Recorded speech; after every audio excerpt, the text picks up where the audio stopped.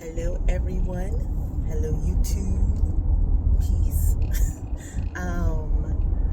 I wanted to talk about revision because I had an experience yesterday and I just wanted to share and maybe it could help someone. So yesterday something happened when I took my children to the museum, and it wasn't a big deal, but I felt like I could have acted based on what I know, because I know better. I could have responded in a better way. So after we went home and I took a nap, that's when I started thinking of it.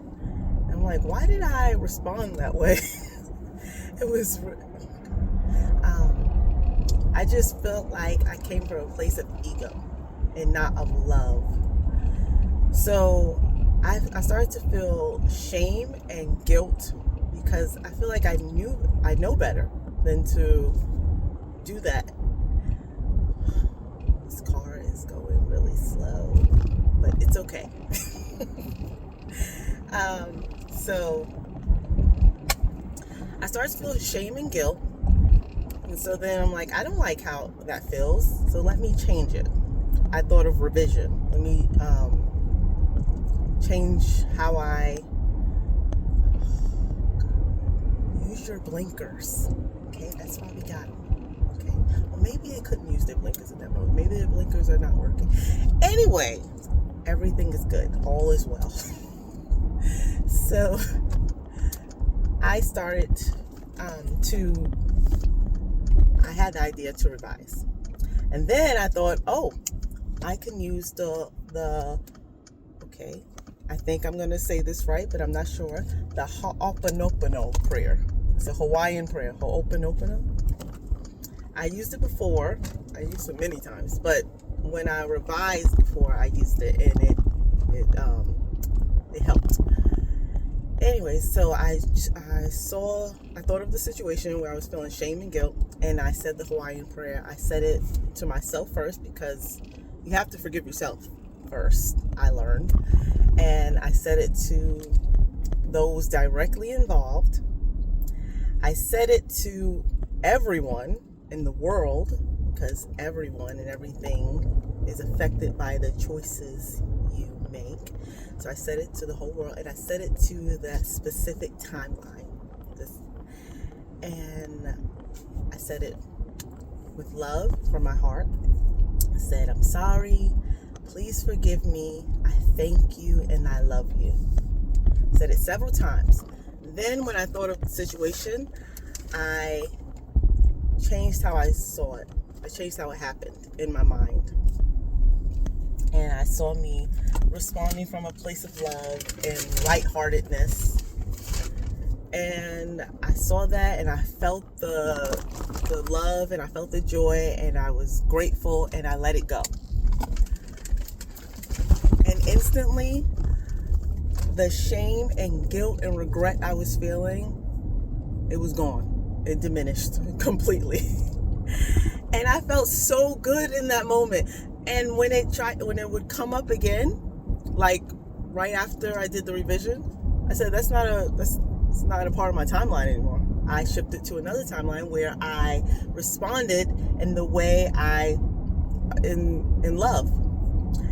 So it was the guilt and shame and regret was completely gone. So maybe that could help someone who is feeling like they could have, acted in a certain way or responded in a better way. Let go of that shame and regret and guilt because it doesn't help. I mean, I guess it did help in that moment because it made me remember that I'm in control. I can revise it. I can bring that situation back to neutrality. I can bring it back to the 0 point by saying the Hawaiian prayer, and I can revise it and let it go. So the shame, regret, and guilt serve the purpose. Another time, the first time I did the prayer with revision, I was getting in the car.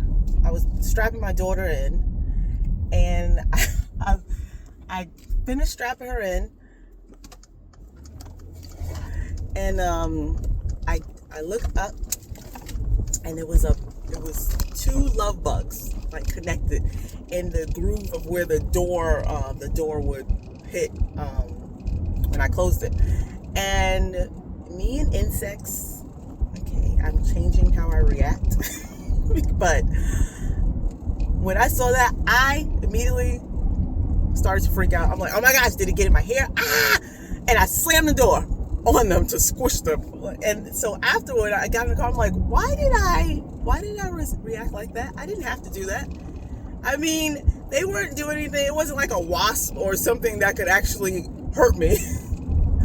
It was just, I acted out of fear, and I reacted out of fear, and I just slammed on and squished them, and I started feeling the guilt and the shame and regret. Why did I behave that way?